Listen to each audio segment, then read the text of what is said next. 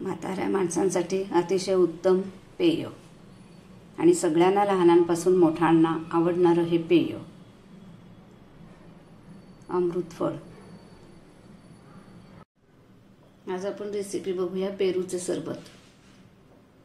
पेरू हा अगदी प्रत्येकाला आवडतो। पेरूला अमृतफळ असं म्हणतात।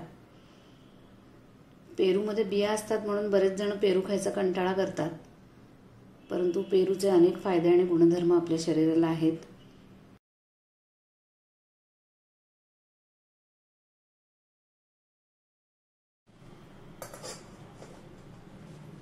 त्यासाठी घेतलेत पेरू, भाजून घेतलेलं जिरपूड, बडीशोप, पुदिन्याची पानं, थोडं लाल तिखट, काळं मीठ आणि साधं मीठ। एरवी सुद्धा आपण पेरू जेव्हा कापून खातो त्यावेळेला हे लाल तिखट आणि मीठ दोन्ही मिक्स करून आपण पेरूच्या फोडींवर टाकून खातो। त्यामुळे मिरची न घालता लाल तिखटाचा स्वाद छान येतो, म्हणून मी लाल तिखट आणि मीठ याचा उपयोग पेरूच्या सरबतात करणार आहे। अशा प्रकारे हा गुलाबी रंगाचे पेरू मी कापून घेतलेत। एरवी सुद्धा आपण पेरू खाताना हे लाल तिखट आणि मीठ हे असं मिक्स करून घेतो दोन्ही, आणि हे मस्तपैकी पेरूवर टाकून घेतो।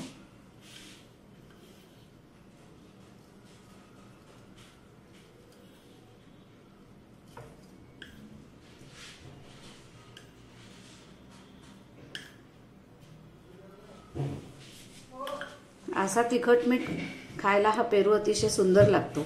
आपण प्रवासात घरी हा पेरू अगदी आवडीने खातो तिखट मीठ टाकलेला।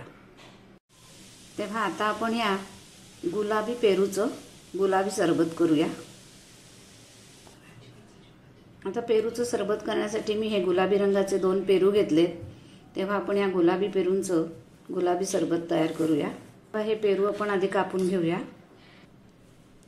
आता हे पेरूचे तुकडे आपण मिक्सरमधून वाटून घेऊया।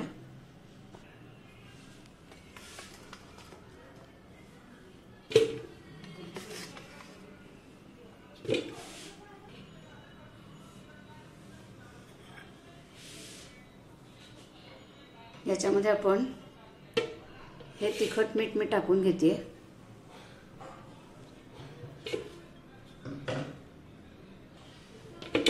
आता हे भाजून घेतलेलं जिरं आणि थोडी बडीशोप अतिशय स्वादाला छान लागते, ती मी टाकून घेते। मी इथं मिरचीचा उपयोग अजिबात करणार नाही, कारण पेरूवरती तिखटच छान लागतं। तिखट मीठ टाकून आपण पेरू खातो हे तुम्हाला माहिती आहे, त्यामुळे मी मिरची नाही वापरणार आहे। लाल तिखट आणि मीठ घातलंय। आता आपण भाजून घेतलेली जिऱ्याची पूड आणि छान मस्त स्वादासाठी बडीशोप हे मी त्याच्यात टाकून घेते।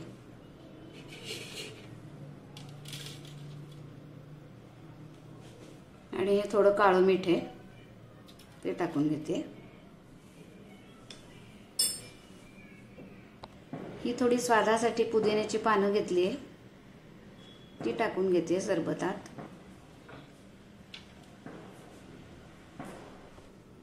आणि हा छोटासा आल्याचा तुकडा स्वाद येण्यासाठी। आता याच्यात पाणी टाकून घेऊया।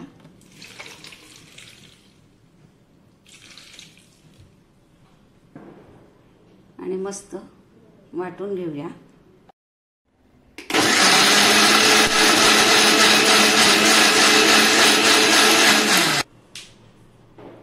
हे आहे सेंधव मीठ, साधं मीठ आणि लाल तिखट। ते मी आता याच्यावरती पसरून घेते एकत्र करून।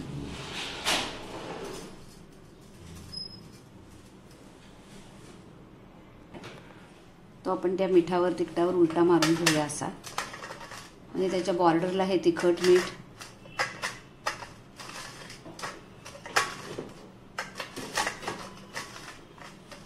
छान त्या ग्लासच्या काठाला लागतं आणि सरबत पिताना छान लागतं। तेव्हा मी लावून घेतलंय ग्लासला।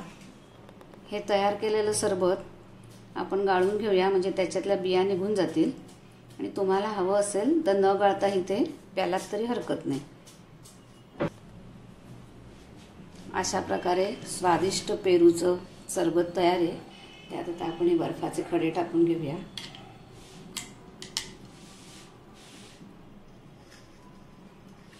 तयार आहे स्वादिष्ट पेरूचं सरबत. रेसिपी आवडली असेल तर रेसिपीला लाईक, शेअर, सबस्क्राईब करा. अगदी सिंपल, साधं, सोपं पेरूचं सरबत. ज्यांना साखर टाकलेली चालेल त्यांनी साखर टाकून घ्या आणि ज्यांना नको आहे, जे डायबिटीजचे पेशंट असतील त्यांनी न साखर टाकताही हे सरबत घेतलं तर त्यांच्यासाठी ते उत्तम आहे.